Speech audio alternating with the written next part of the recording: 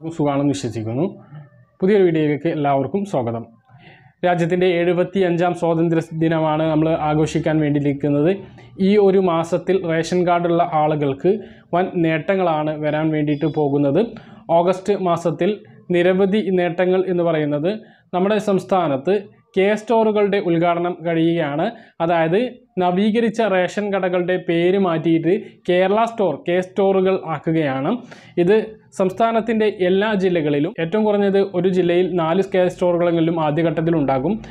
68 ration കടകളാണ് ഇപ്പോൾ സ്റ്റോറുകളായിട്ട് ആദ്യഘട്ടത്തിൽ മാറുന്നത്. നിലവിൽ അപേക്ഷ ലഭിച്ചിട്ടുള്ളത് 900ഓളം റേഷൻ കടകളാണ് സ്റ്റോറുകളാക്കി മാറ്റാൻ അപേക്ഷ ലഭിച്ചിട്ടുള്ളത്.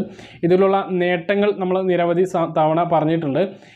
സ്റ്റോറുകളിൽ നിന്നും നമുക്ക് ഏത് റേഷൻ കാർഡുകൾ ഉപയോഗിച്ചും നിരവധി ആനുകൂല്യങ്ങളാണ് ലഭിക്കാൻ പോകുന്നത്. അതായത് 3 വിധത്തിലുള്ള റേഷൻ കാർഡാണുള്ളത്. ഒന്ന് സാധാരണ ബുക്ക് രൂപത്തിലുള്ള റേഷൻ കാർഡ്, മറ്റൊന്ന് ഇലക്ട്രോണിക് റേഷൻ കാർഡ്, ഒരു ചട്ട രൂപത്തിലുള്ള റേഷൻ കാർഡ്, ഏറ്റവും പുതുതായിട്ട് ഇപ്പോൾ ഇറങ്ങിയിട്ടുള്ള സ്മാർട്ട് കാർഡ് രൂപത്തിലുള്ള ATM കാർഡ് രൂപത്തിലുള്ള റേഷൻ കാർഡ്.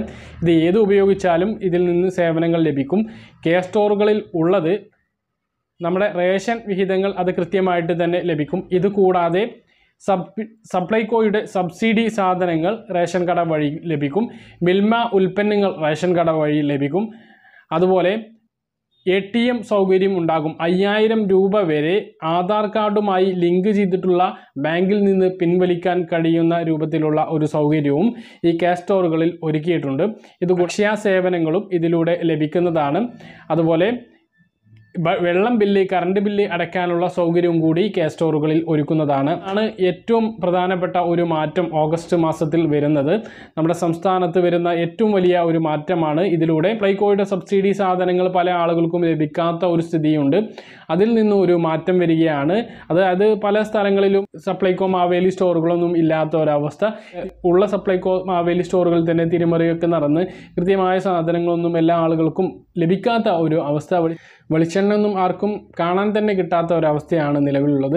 അതിലൊരു മാറ്റം വരും എന്നാണ് നമ്മൾ പ്രതീക്ഷിക്കുന്നത്. അപ്പോൾ അതിൻ്റെ ഒരു ഔദ്യോഗികമായിട്ടുള്ളൊരു ഉദ്ഘാടനം ഈ ഓഗസ്റ്റ് മാസത്തിൽ വരികയാണ്.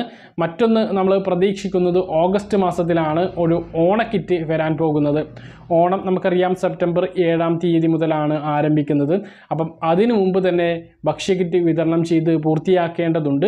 അതുകൊണ്ട് തന്നെ മാക്സിമം ഓണത്തിന് മുന്നോടിയായിട്ടുള്ള ഭക്ഷ്യക്കിറ്റിൻ്റെ വിതരണം ഓഗസ്റ്റ് മാസത്തിലെ അവസാന ആഴ്ചയിലോ അല്ലെങ്കിൽ ഓഗസ്റ്റ് മാസം 20-ന് ശേഷമോ വിതരണം ഉണ്ടാകും എന്നാണ് നമ്മൾ പ്രതീക്ഷിക്കുന്നത്. അപ്പം ആ ഒരു രീതിയിലുള്ള ഒരു കിറ്റും നമുക്ക് റേഷൻ കാർഡുള്ള ആളുകൾക്ക് ലഭിക്കുന്നതാണ്. മറ്റൊന്ന്, ഈ സപ്ലൈകോയുടെ വിവിധ ഔട്ട്ലെറ്റുകൾ ഓണച്ചന്തകളായിട്ട് തുറക്കുകയാണ്. പച്ചക്കറികളും അതുപോലെ തന്നെ മറ്റ് ഭക്ഷ്യവിഹിതങ്ങളും വൻ വിലക്കുറവിൽ വാങ്ങാൻ കഴിയും. പിന്നെ സപ്ലൈകോയുടെ 1000 രൂപയുടെ ഒരു ഭക്ഷ്യക്കിറ്റ് കൂടി തയ്യാറാക്കുന്നുണ്ട്. അത് നമ്മൾ പണം കൊടുത്താണ് വാങ്ങേണ്ടി വരിക. പക്ഷേ കൂടുതൽ സാധനങ്ങൾ 1000 രൂപക്ക് മുകളിൽ അധികമായിട്ടുള്ള സാധനങ്ങൾ അതിൽ ഉൾക്കൊള്ളിച്ചുകൊണ്ട് 1000 രൂപയുടെ ഒരു ഭക്ഷ്യക്കിറ്റ് നമുക്ക് സുഭിക്ഷമായിട്ട് ഓണം ആഘോഷിക്കാനുള്ള ഒരു ഭക്ഷ്യക്കിറ്റ് സപ്ലൈകോ തയ്യാറാക്കുന്നുണ്ട്. ആ ഒരു നേട്ടം കൂടി നമുക്ക് ഈ ഓഗസ്റ്റ് മാസത്തിൽ വരികയാണ്. റേഷൻ കാർഡുള്ള ആളുകൾക്ക് ലഭിക്കാൻ വേണ്ടിയിട്ട് പോവുകയാണ്. ഇന്ന് സാധാരണത്തെ പോലെ ഓഗസ്റ്റ് മാസത്തെ റേഷൻ വിഹിതങ്ങളും ലഭിക്കും.